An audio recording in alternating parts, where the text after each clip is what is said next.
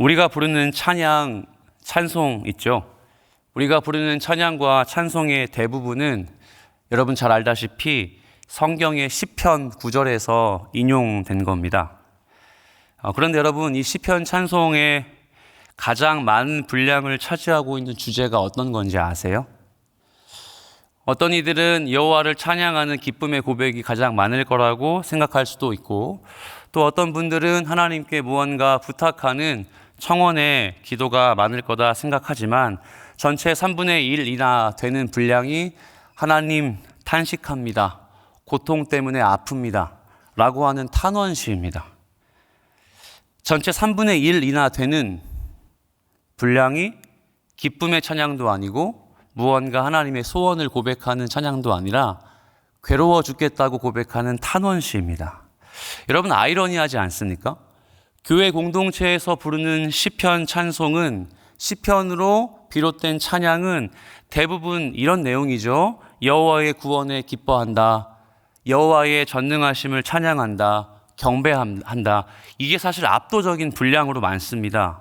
혹은 교회는 승리할 거다, 하나님의 공동체는 절대 무너지지 않는다, 세상의 모든 정답을 교회는 다 알고 있다, 하나님 때문에.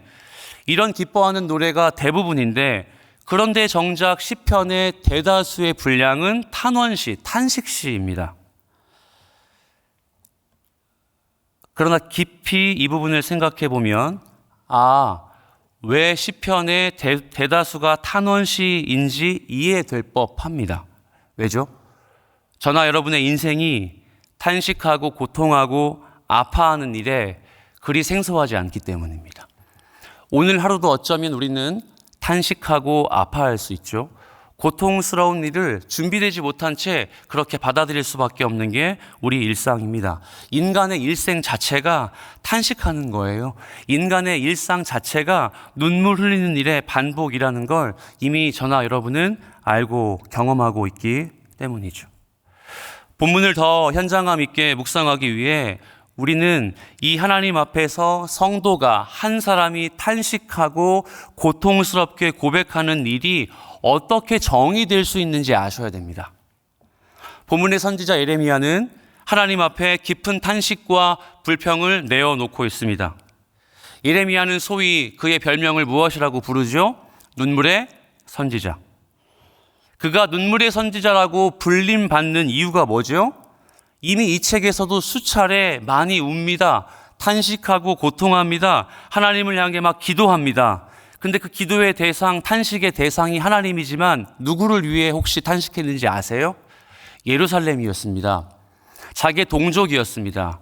자기가 복음을 전하고 하나님의 말씀을 대언해야 할 성도들, 하나님의 백성들을 위한 가슴 아픔이었습니다. 그런데 오늘 본문이 소개하는 예레미야의 탄식을 보면 좀 거리가 있어 보입니다. 그렇죠? 한번 7절 말씀을 함께 읽어보죠. 시작. 내가 그 권유를 받아싸우며 주께서 나보다 강하게 여기셨으므로 내가 조롱거리가 되니 사람마다 종일토록 나를 조롱하나이다. 아멘. 자, 7절에서 확인할 수 있는 것처럼 예레미야는 지금 하나님 때문에 상당히 속상합니다. 주께서 그 예레미야를 권유하셔서 예레미야가 무언가를 한 것 같아요. 무언가를 했는데 그 한 결과가 무엇입니까? 사람들이 종일토록 자기를 조롱한다는 거예요. 사람들이 종일토록 자기를 괴롭힌다는 거예요. 이게 무슨 영문일까요? 여러분, 지난 앞선 어제의 말씀이었죠. 그리고 그 전에 18장까지의 내용을 좀 복기해 보셔야 됩니다. 18장을 설교하신 목사님께서 이런 표현을 쓰신 적이 있습니다. 18장, 19장, 20장은 하나의 큰 덩어리다. 하나의 주제로 쭉 이어가고 있다. 그래서 18장의 첫 번째 비유 기억나십니까? 토기장이 비유였어요. 이 토기장의 비유는 하나의 단어로 귀결시킬 수 있는데 하나님의 주도권, 하나님의 주재권이라고 이야기했습니다. 그렇다면 오늘 20장까지 이어지는 이 내용도 그 주제에서 크게 벗어나지 않겠죠. 그는 이 토기장이의 비유를 시작으로 직설적으로 예루살렘의 멸망을 선포해 왔습니다. 아주 당차게 하나님의 백성들이 돌아오기를 그렇게 애통하는 마음으로 예언해 왔습니다. 어제 본문에서는 어떻죠? 제사장, 총감독, 바수울 앞에서도 절대 위축되지 않고 하나님의 말씀을 전했습니다. 바수울과 대면하는 장면 기억나십니까? 바수울이 예레미야의 이 직설적인 화법으로 전달받은 멸망의 소식을 듣고 어떻게 반응했죠? 내가 당장 회개해야 되겠다. 내가 당장 돌이켜야 되겠다. 이스라엘 백성들 모두 모여라. 회중으로 집합해라. 우리가 겸비하자. 아닙니다. 예레미야를 때리고 예레미야를 나무 고랑으로 채운 채 옥에 가두었습니다. 여러분, 이 바수울이 한 행동이 어떤 의미인지 아십니까? 예레미야 29장의 26절 말씀을 보면 이런 내용이 있어요. 여호와께서 너를 제사장 여호야다를 대신하여 제사장을 삼아 여호와의 성전 감독자로 세우심은 모든 미친 자와 선지자 노릇을 하는 자들을 목에 씌우는 나무 고랑과 목에 씌우는 쇠 고랑을 채우게 하심이언을. 자, 여러분, 바수훌이 한 행동이 뭔지 아시죠? 미친 자, 지가 선지자같이 그렇게 선지자 노릇하는 아주 이상한 사람들을 징벌하고 체벌하는 역할을, 형벌 주는 역할을 바수훌이 받았다는 거예요. 그렇다면 바로 앞단락에서 바수훌이 예레미야를 향해 한 행동은 뭐죠? 예레미야는 선지자가 아니다. 저 사람 미친 자다. 하나님의 이름을 더럽히고 하나님의 이름을 막 이용하는 나쁜 자다라고 치부하는 걸 볼 수 있어요. 그런데 거기서 멈추면 좋을까요? 이건 예레미야를 향한 모독이면서 동시에 그를 보내신 하나님을 향한 모독입니다. 예루살렘 백성들을 향해 계획하시는 하나님의 계획에 대한 모독입니다. 여러분, 예레미야 1장 10절 말씀을 보면 예레미야가 어떻게 선지자가 되었는지 아주 멋있게 드러낸 본문이 나오죠. 함께 읽어볼까요? 시작. 보라, 내가 오늘 너를 여러 나라와 여러 왕국 위에 세워 내가 그것들을 뽑고 파괴하며 파멸하고 넘어뜨리며 건설하고 심게 하였느니라 하시니라. 잠깐 말씀을 띄워주세요. 예레미야 1장 10절 말씀을 보면 여기에 하나님께서 내가 너를 세워라고 합니다. 내가 너를 세워. 히브리어 파카드입니다. 하나님이 세우신 선지자 맞습니까? 아닙니까? 맞죠. 하나님이 파카드한 선지자입니다. 그런데 오늘 본문으로 와서 본문 앞단락의 20장 말씀을 보면 바수훌의 직책이 뭐라고 하는지 기억나십니까? 그가 감독이죠. 그런데 총감독이라고 나와 있죠. 사실 여러분 성경을 살펴보시면 감독의 직분은 제사장이라고 나와 있어요. 그런데 총감독은 하나님이 세우신 적이 없어요. 그럼 뭘 의미할까요? 감독들 중에 사람들이 자기의 입맛에 맞게 자기의 니드에 맞게 바수훌을 총감독으로 더 권위 있는 자로 세운 겁니다. 여기서 감독이라는 단어가 파키드입니다. 어디에서 유래되었을까요? 하나님이 세우셨다, 세우다의 파카드에서 유래된 거예요. 그렇다면 사람들이 세운 파키드가 하나님이 세운 파카드 당한 선지자를 무시하고 치부하고 괴롭힌 것으로 알 수 있는 것이죠. 여러분 생각해 보세요. 이 점은 본문의 흐름을 이해하고 우리 신자의 삶을 묵상하는 데 큰 도움이 됩니다. 하나님이 세우신 사람은, 하나님의 백성들은, 저나 여러분 같은 그리스도인 예수의 제자들은 사람들이 세운 가치관, 사람들이 세운 세계관, 사람들의 영역 속에서 인정받지 못합니다. 그들의 삶 속에서 우리 드러내서는 안 됩니다. 그들은 우리는 밀어내고 비아냥하고 조롱하고 복음을 핍박하기 쉽습니다. 왜요? 그게 성경의 원리예요. 우리는 세상에서 존중받지 못할 수 있고 미움받을 수 있고 조롱받을 수 있다는 걸 늘 그 마음속에 염두해야 합니다. 그게 바로 하나님이 세우신 파카드와 사람이 세움을 받은 감독 파키드의 원리가 되는 것이죠. 물론 예레미야는 대단합니다. 바수울이 때리고 핍박했는데 주눅들지 않았어요. 엄청나게 큰 비밀을 선포합니다. 예루살렘 바벨론에 함락당할 거야. 바수울, 너 인생은 이제 저주받을 거야. 그 상황 속에서도 엄청난 그 일을 예언하고 선포합니다. 당당하게 외쳐요. 하지만 사랑하는 여러분, 성경은 참 재미있게도 6절과 7절 사이에 엄청난 간극이 있다는 걸 우리에게 가르쳐 줍니다. 그렇게 당당하게 예언을 마쳤거든요. 그런데 그 7절 그 다음 단락에 뭐라고 하죠? 하나님, 저 죽겠습니다. 하나님 때문에 참 미치겠습니다. 이렇게 푸념하고 탄식하고 있습니다. 7절 말씀을 보세요. 주께서 나를 권유하심으로. 여기에 권유하다라는 뜻의 히브리어 동사가 누군가를 꾀다, 유혹하다 이 뜻입니다. 여러분 긍정적으로 들리세요? 부정적으로 들리세요? 상당히 부정적이죠. 출애굽기에 22장의 16절 말씀을 보면 이렇게 나와 있어요. 사람이 약혼하지 아니한 처녀를 꾀어 동침하였으면 납폐금을 주고 아내로 삼을 것이요. 자, 처녀를 속여서 동침하면 돈을 주고 아내를 삼아야 된다는 내용입니다. 여기에 꾀어라는 동사가 오늘 본문에서 하나님 당신이 저를 꾀습니다. 하나님에게 꾀임 당한 그 단어 파타흐입니다. 그렇다면 오늘 예레미야의 탄식은 무엇을 말하고 있는 걸까요? 선지자로 부름을 받은 소명을 탓하고 있는 거예요. 하나님, 이럴 거면 저 왜 선지자로 부르셨습니까? 하나님 이렇게 사람들에게 조롱받게 하실 거면 저 왜 이렇게 선지자로 저를 선택하신 거예요?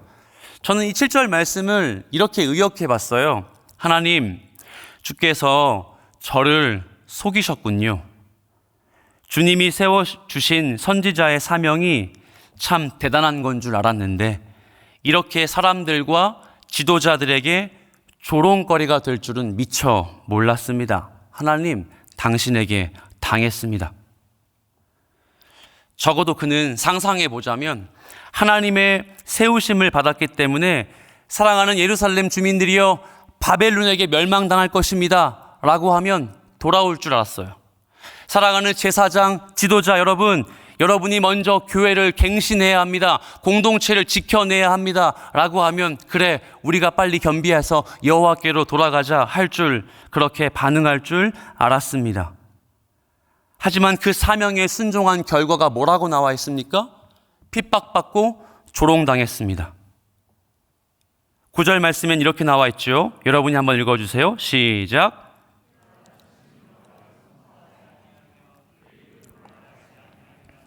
나의 마음이 불붙는 것 같아서 골수에 사무치니 답답하여 견딜 수 없나이다.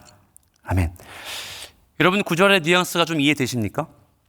하지만 그는 하나님의 뜻을 선포하지 않을 수는 없었어요. 하나님 당신께 당했습니다. 저를 왜 꾀어서 이 선지자의 사명을 주셨습니까? 정말 미쳐버리겠습니다 라고 했지만 그는 전할 수밖에 없다고 표현합니다. 자, 이 점이 정말 중요합니다. 여러분 예레미야가 왜 이렇게 반대로 아이러니하게 표현을 했을까요? 그 이유가 바로 9절 후반부죠. 나의 마음이 불붙는 것 같아서. 예레미야 마음에 불붙는 것 같은 무엇인가 있었기 때문이죠. 이게 무엇 같으세요? 어떤 의미처럼 들리십니까? 혹시 이렇게 해석되진 않습니까? 나 지금 복음 전하기 너무 귀찮은데, 캄보디아 선교 가기 참 힘든데, 그치, 하나님이 나에게 구령의 열정 주셨으니까 힘내서 열정 가지고 복음 위에 살아야지. 나를 더 주님 앞에 단련해서 주님 앞에 나아가야 되겠다. 내 마음에 불을 붙여야 되겠다. 이렇게 혹시 해석되시는 분 없습니까? 이 9절의 말씀이 바로 7절의 말씀 때문에 나온 겁니다. 7절에서 이렇게 그는 이야기하죠. 그가 하나님이 자기보다 강함으로, 보이세요? 하나님이 자기보다 강함으로 내가 졌다. 근데 여기에 이 괄호 안에 한 단어가 들어가 있는데 어떤 단어가 쓰세요? 나의 마음이 하나님의 마음보다 졌다. 하나님의 마음이 내 마음을 이겼다. 그럼 어떤 의미일까요? 내 마음은 연약하고 복음 거부하고 싶고 공동체 외면하고 싶지만 하나님의 주도권으로 신자의 삶인 나를 살피셔서 하나님의 마음이 세상 속으로 파송하게 만드셔서 내 마음을 이기셨다. 하나님의 마음이 하나님의 말씀을 전파하도록 내 마음을 주도하셨다. 사랑하는 여러분, 저와 여러분의 삶 속에 하나님의 마음의 주도권으로 복음의 삶을 살아내시길 예수 그리스도의 이름으로 축복합니다.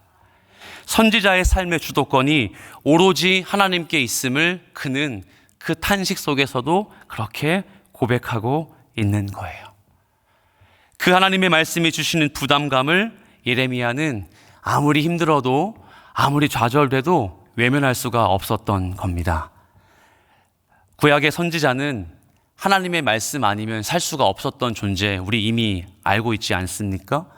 구약의 선지자는 어떻게든 하나님의 말씀을 드러내야 해요. 대언이라고 하죠. 대언해야 하는 존재입니다. 때로는 근데 어렵고 힘들고 조롱당해도 우린 그걸 버텨내야 하는 선지자의 사명을 알고 있죠. 13절 말씀 보십시오. 그가 뭐라고 이야기합니까? 여호와를 찬양하라.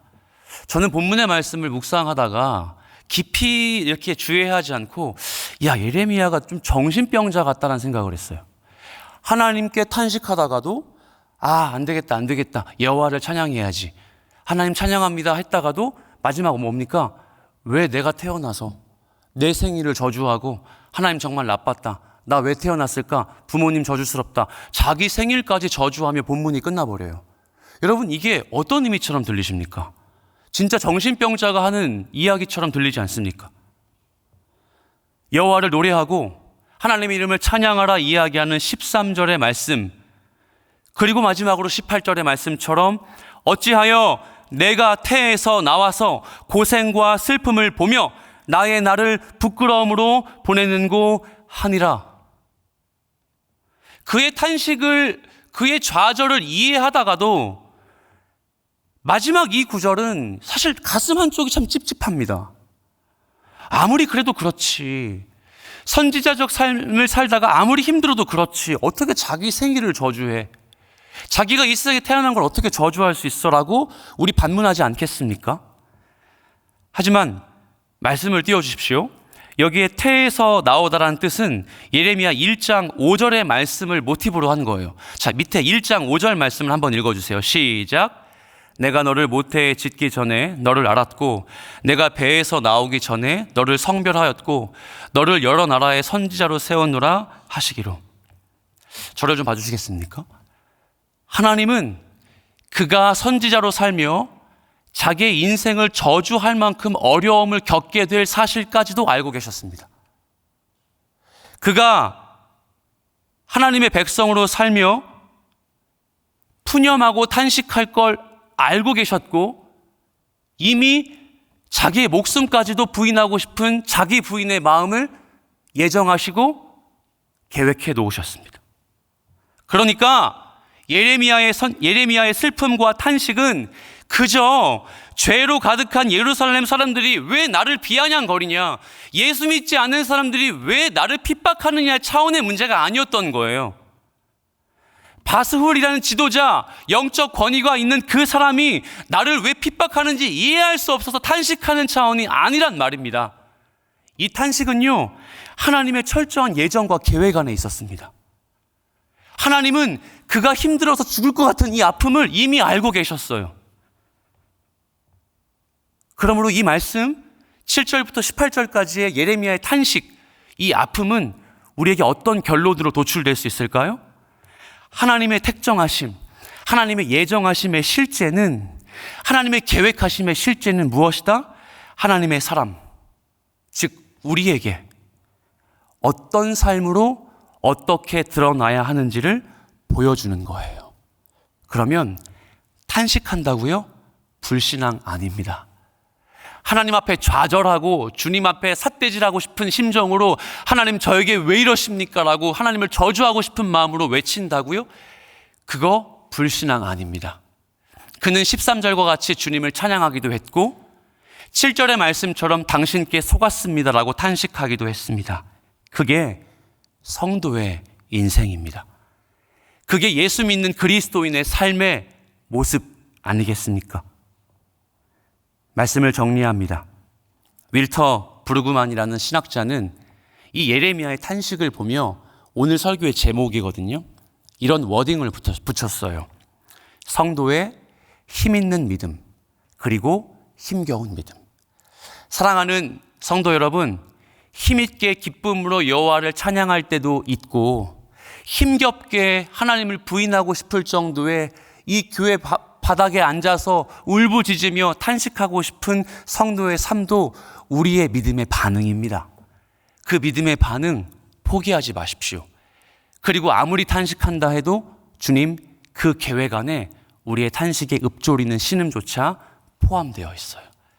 그게 우리에게 위로이고 우리에게 은혜입니다. 이 은혜로 하루를 버텨내시며 살아내시는 사랑하는 성도 여러분 되시길 예수 그리스도의 이름으로 축복합니다. 함께 우리 말씀을 기억하고 또 여러분이 가지고 나오신 소중한 기도의 제목을 드리실 때에 함께 동성으로 기도하며 자유롭게 예배의 문을 닫겠습니다.